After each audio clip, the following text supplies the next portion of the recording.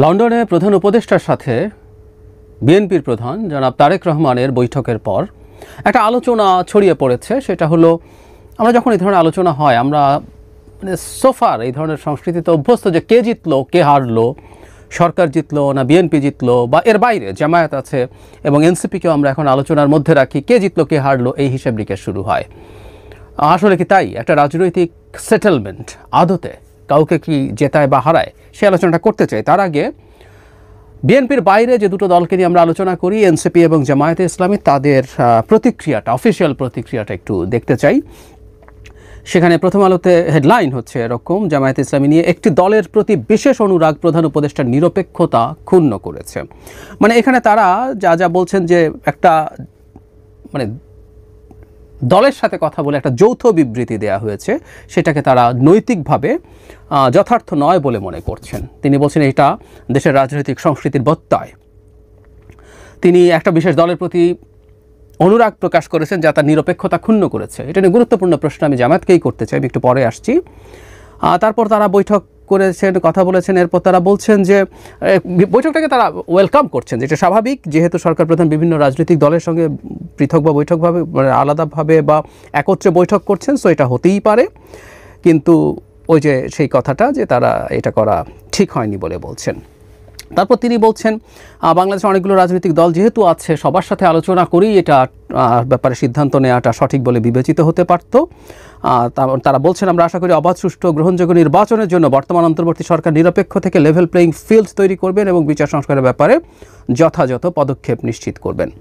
তারপর বলছেন তিনি দেশে এসে যে সংশয় দেখা দিয়েছে সেটা জাতির সামনে স্পষ্ট করবেন, ইত্যাদি ইত্যাদি। তাহলে মোটা দাগে, আমি খুব বিস্তারিত পড়লাম না, মোটা দাগে তারা বলছেন সংস্কার বিচার করতে হবে। আর যেভাবে তিনি বিএনপির সাথে বসেছেন এবং একটা যৌথ ঘোষণা দিয়েছেন, সেটাকে সঠিক বলে মনে করছেন। এটা নিরপেক্ষতা, একটি দলের সাথে তার টোনটা এরকম যে একটা দলকে একটু বিশেষ ট্রিটমেন্ট দেওয়াটা তার নিরপেক্ষতা ক্ষুণ্ণ করেছে। এই ভাষার উদ্দেশ্য কি আমরা বুঝতে চেষ্টা করব, এবং এনসিপিও যা বলেছে তার সাথে বেশ কিছু ক্ষেত্রে মিলও পাওয়া যাবে। তারা আসলে কি বলতে চান সেটা বুঝবো। কিন্তু আমি যে প্রশ্নটা জামায়াতকে করতে চেয়েছি, বিএনপিকে কি একটা এক্সট্রা ট্রিটমেন্ট দিল? উত্তর হচ্ছে দিল। এখন আমরা যদি পাল্টা প্রশ্ন করি, প্রধান উপদেষ্টা যখন মিটিং করে তখন জামায়াতের সাথে আলাদাভাবে বসেন বিএনপি, জামায়াত এবং এনসিপির সাথে বসাটা আমি কোনোভাবেই সঠিক বলে মনে করি না। কিন্তু বিএনপির পর জামায়াতের সাথেও আলাদাভাবে প্রধান উপদেষ্টা বসাটাকে আমি যৌক্তিক বলে মনে করি। কারণ এই মুহূর্তে আমাদের রাজনৈতিক স্ফিয়ারে বিএনপির পর জামায়াতই শক্তি, গ্যাপ অনেক, কিন্তু দ্বিতীয় শক্তি। আমরা কি এই কথা বলি যে এটা করার মাধ্যমে নিরপেক্ষতা নষ্ট হয়েছে? ধরুন সম্প্রতি যে ওনার পদত্যাগের পরিস্থিতি যখন হলো, তখন একদিনে বিএনপি সাথে প্রথম মিটিং, তারপর জামায়াতের সাথে এবং শেষে এনসিপির সাথে একদিনে। পরের দিন দুটো গ্রুপে অনেকগুলো দল, সকালবেলা একটা গ্রুপ, তার মধ্যে অনেকগুলো দল, তারপর আরেকটা গ্রুপে অনেকগুলো দল। এখন ওই গ্রুপের কোনো দল কি বলবে যে জামায়াতের সাথে আলাদা বৈঠক করে আমাদেরকে কম গুরুত্ব দিয়ে জামায়াতের প্রতি এক ধরনের পক্ষপাত দেখানো? বিএনপি এনসিপিকেও যোগ করলো, এটা করে পক্ষপাত দেখিয়ে প্রধান উপদেষ্টা তার নিরপেক্ষতা নষ্ট করেছেন। কারণ আমাদের সাথে তো আলাদা করে প্রত্যেকটা দলের সাথে 1-to-1 বৈঠক করেননি। এই প্রশ্ন করবেন, এই প্রশ্নটাকে কি আমরা ভ্যালিড প্রশ্ন মনে করব? উত্তর হচ্ছে না। আমাদের মেনে নিতে হবে আসলে রাজনৈতিক স্ফিয়ারে সবচেয়ে বড় স্টেক হোল্ডার পলিটিক্যাল পার্টিগুলোর মধ্যে, যে সেটা যদি এক হয় বা একাধিক হয়, সেটার প্রত্যেকটার একটা আলাদা গুরুত্ব পাবার স্কোপ থাকবে, এটাই নিয়ম। এনসিপি কি বলছে? তাদের হেডলাইন প্রথম আলোতে এরকম: লন্ডনের বৈঠকে বিচার ও সংস্কারের বিষয়টি নির্বাচনের মতো গুরুত্ব পাওয়া অত্যন্ত হতাশাজনক। তারা বলছে, তারা বিবৃতিতে এরকম বলছেন যে আলোচনাকে তারা ইতিবাচকভাবে দেখছেন, উইচ ইজ রাইট। এটাও চমৎকার ব্যাপার। আমাদের দলগুলো মনে করছে আলোচনার মাধ্যমে যে সমস্যার সমাধান, এমনকি তাদের প্রতিদ্বন্দ্বী দলের সাথেও যদি হয়, দ্যাটস ফাইন।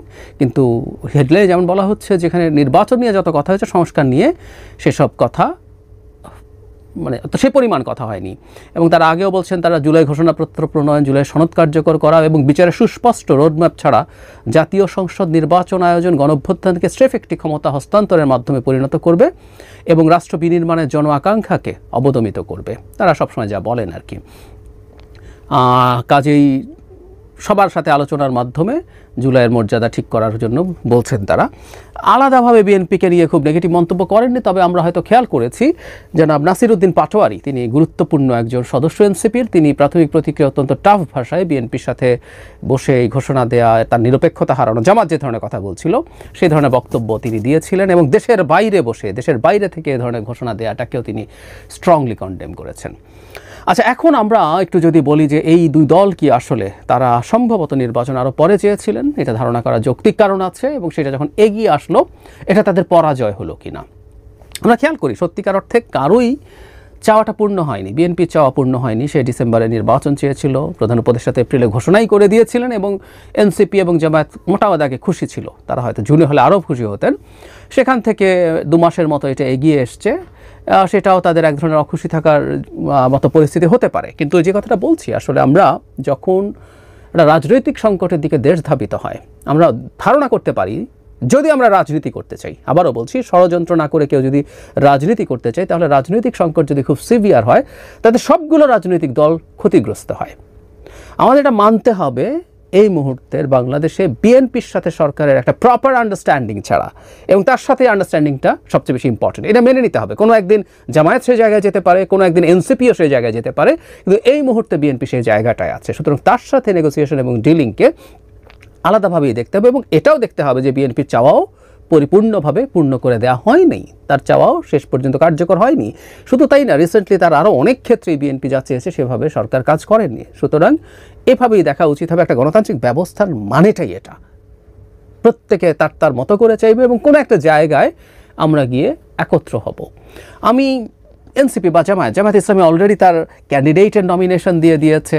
নির্বাচনের প্রস্তুতির কথা যদি বলি, জামায়াতের ওই 2 মাস বেশি সময় লাগবে বলে মনে হয় না, এবং এক অর্থে জামায়াত বিএনপির চাইতে অনেক বেশি এগিয়ে আছে, কারণ জামায়াতের দলের মধ্যে এক ধরনের অভ্যন্তরীণ শৃঙ্খলা তুলনামূলকভাবে অনেক ভালো, এটা আবহমান কাল থেকে। আর বিএনপির এখনও নমিনেশন ফাইনাল করা অনেক কঠিন, কারণ প্রচুর ক্যান্ডিডেটস মাঠে আছেন, তারা একে অপরের সাথে সাংঘর্ষিক পরিস্থিতিতেও আছেন, এগুলো সামলানো, ক্যান্ডিডেট ফাইনাল করা অনেক টাফ কাজ তাদের সামনে রয়ে গেছে। আর এনসিপি 2 মাস বেশি সময় পেলে অনেক বেশি দল গুছিয়ে অনেক কিছু করতে পারতো, আমার কাছে মনে হয় না। আর যে সময়টা আছে এই 2 মাসের যে খামতি তাদের হলো, ঘাটতি তাদের হলো, সেটা তারা কাটিয়ে নিতে পারবেন বলে আমি সত্যিই বিশ্বাস করি, তাদের যতটুকু পারফর্ম করার কথা। ইনফ্যাক্ট বলে ফেলা ভালো, এটা এই 2 মাস না, আরও 2 বছর সময় পেলেও, ডিসেম্বরের পর আরও 2 বছর সময় পেলেও এনসিপি আসলে উল্লেখযোগ্য কোনো রাজনৈতিক শক্তি হিসেবে ভোটের মাঠের রাজনীতি একটা, আর রাজনৈতিক শক্তি আলাদা জিনিস। ভোটের মাঠে তারা কোনো শক্তি হয়ে উঠবেন না আরও 2 বছর, 4 বছর, 5 বছরেও।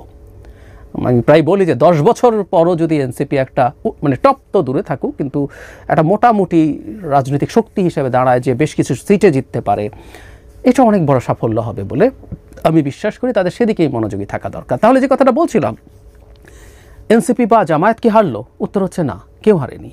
বিএনপি হারেনি, সরকার না, কেউ না। আমরা একটা জায়গায় এসেছি, যদি থাকতে পারি, আমি কথাটা বারবার স্মরণ করিয়ে দেব, আমি মনে করি না ষড়যন্ত্র শেষ হবে। নির্বাচন পেছানোর জন্য কোনো একটা কেওস ঢাকার মাঠে তৈরি করা, মিয়ানমারের সাথে করিডোরের নামে একটা যুদ্ধ বাঁধিয়ে দেওয়া, এগুলো যে কোনো চেষ্টা চলতে পারে। আমি এখনও বিশ্বাস করি এই চেষ্টা যারা করবেন তারা সেই জায়গায় আছেন, সেই চেষ্টা তারা করে যাওয়ার সমূহ সম্ভাবনা আছে। সো আমাদের সতর্ক থাকতে হবে এই ব্যাপারগুলোতে। কিন্তু নির্বাচন হবে এটা যদি ঘটে, সবাই একটু আগে আর একটু পরে তাদেরকে অ্যাডজাস্ট করে নেবেন, তাতে কারও পরাজয় হয়নি। পরাজয় হয়েছে একটা অংশের, যারা আসলে চান, মানে ফর দ্য টাইম বিং, আবারও বলছি, তারা আবার শক্তি সংগ্রহ করবেন, তারা কৌশল ঠিক করবেন, তারা ছেড়ে দেবেন সহজে বলে আমি বিশ্বাস করি না। তারা এটা চালিয়ে যাবেন, এবং আমাদের এই কারণে ভোকাল থাকতে হবে। সেটা হচ্ছে যারা চেয়েছেন এই সরকারকে আনলিমিটেড টাইমের জন্য এক্সটেন্ড করা, অনেকেই নানাভাবে সরকারের ভেতরে আছেন, সরকারের বাইরে আছেন, নানা ধরনের মানুষজন আছেন, এবং আমাদের সমাজের এক শ্রেণীর মানুষ আছেন যারাও বিশ্বাস করেন বা মনে করেন এই ধরনের একটা সরকার দীর্ঘ সময় থেকে অনেক কিছু করে যেতে পারলে সেটা দেশের জন্য ভালো, এবং তারা কিছু কাজ যদি করে দিয়ে যেতে পারেন, তারপরের বাংলাদেশ সিকিউরড হয়ে যাবে, বাংলাদেশের গণতান্ত্রিক ব্যবস্থা নিশ্চিদ্রভাবে চমৎকারভাবে চলতে থাকবে। ভ্রান্ত বিশ্বাস, কিন্তু এই ধরনের বিশ্বাস আছে। আমি তাদেরকেও খুব সমস্যার বলে মনে করি না, তারা এটা ভুলভাবে বোঝেন। কিন্তু ওই যে বলছি, ভেস্টেড ইন্টারেস্টওয়ালা কিছু মানুষ আছেন যারা মনে করেন এই সরকারকে অ্যাজ মাচ অ্যাজ পসিবল টেনে নিয়ে যেতে হবে, তাতে ক্ষমতার আরাম পাওয়া যায়, ক্ষমতার আরাম এনজয় করা যায়, সেটা সরকারের মধ্যে থেকে হোক, বাইরে থেকে হোক, সেটার কারণেই তারা চাইছিলেন এটা। So for the time being, এই যে নির্বাচনের সময় নিয়ে যে ধরনের প্রাথমিক সেটেলমেন্ট হলো, এটায় হেরেছে আসলে তারা ফর দ্য টাইম বিং। আমরা তাদেরকে পরাজিতই রাখতে চাই, কিন্তু সেটাও নির্বাচন হয়ে যাওয়া পর্যন্ত আমাদের সতর্ক থেকেই সেই চেষ্টা করে যেতে হবে। শেষ মুহূর্ত পর্যন্ত তারা সেই চেষ্টা চালাবেন বলে আমি সিরিয়াসলি বিশ্বাস করি। এদের মধ্যে বহু মানুষের কারো না কারো এজেন্ডা নিয়ে নামেছেন, কোনো রাষ্ট্রের হতে পারে, কোনো মানুষ আছে কারো এজেন্ডা নিয়ে নামেন না। তারা এত বেশি আত্মপ্রেমিক বা নার্সিসিস্ট যে নিজের ইগো স্যাটিসফাই করার জন্য তারা যে কোনো কিছু করে ফেলতে পারেন, এই পরিস্থিতিও হতে পারে। সো ফর দ্য টাইমিং তারা পরাজিত হলে we should be very very careful. আর প্রায় বলছি, আবারও বলছি, একটা গণতান্ত্রিক ব্যবস্থায় এইভাবে আমাদের অভ্যস্ত হতে হবে। আমরা চেয়েছিলাম বিএনপি বিরাট দল, ও চাপ দিয়ে ডিসেম্বরের জন্য খুবই টাফ থাকতে পারতো, থেকে এটা অর্জন করার চেষ্টাও করে ফেলতে পারতো, কিন্তু না, সেও তার জায়গা থেকে সরেছে। সে কারণেই আমরা বলবো যে এটা একটা গণতান্ত্রিক চর্চার সুন্দর নিদর্শন।